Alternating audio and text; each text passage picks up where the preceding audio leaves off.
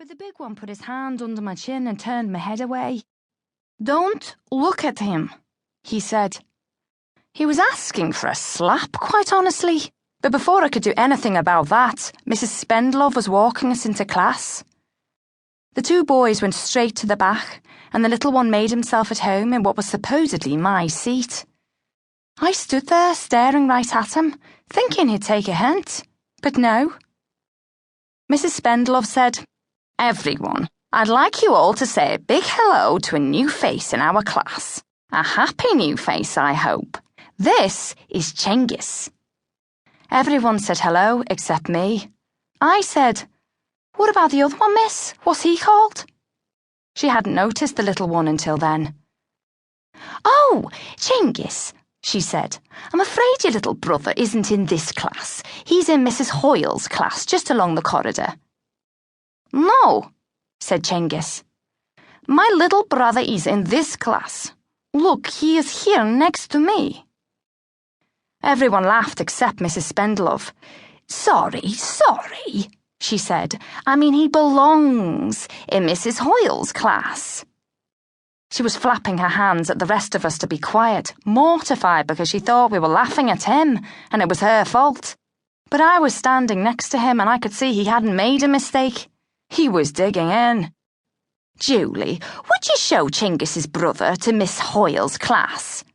"I certainly would. For one thing, I wanted my seat back."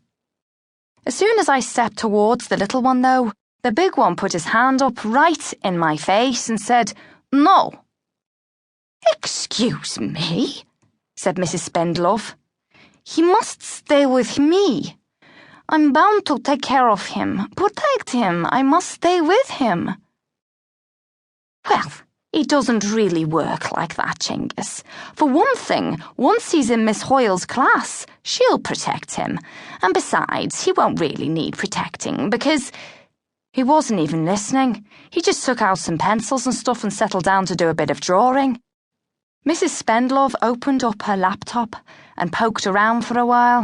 "Ah," she said, talking to the little one directly. "You need to go to a different class. And she started trying to sound out this unbelievable name, syllable by syllable. Before she got to the third syllable, Chingis looked up and said, "No," again. No, just like that. It was the second time he'd said no to her.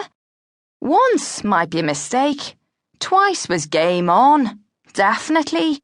We were witnessing a struggle for power.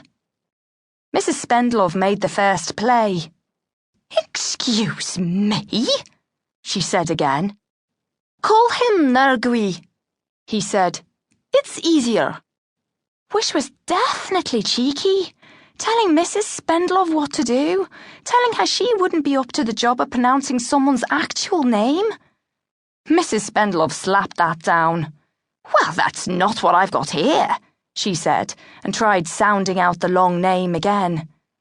Chingis stood up. She looked him in the eye. He said, "Please." Please was good. Please was some kind of stand-down. Please was definitely points to her. She closed the laptop really, really slowly. "Okay," she said. "Just for today, you can stay in this class, Nergui." Chingis said, "Thank you," and sat back down. It looked like victory for Mrs. Spendlove, except that somehow this kid had ended up with everything he wanted. His little brother was sitting next to him, being called by some unofficial name. Maybe Mrs. Spendlove sensed this. Maybe that's why she decided she had to push it. "So, if you take your hat off, Nergui," she said, "we can all get started." The kid didn't move, and neither did Chingis. They both just sat there with "what are you going to do about it?" faces, pretending they didn't understand. She tried again. "I'm afraid you have to take your hat off, Nergui." "No," said Chingis. Now everyone looked at Mrs. Spendlove. "We can't have people wearing hats in class, Chingis." Everyone looked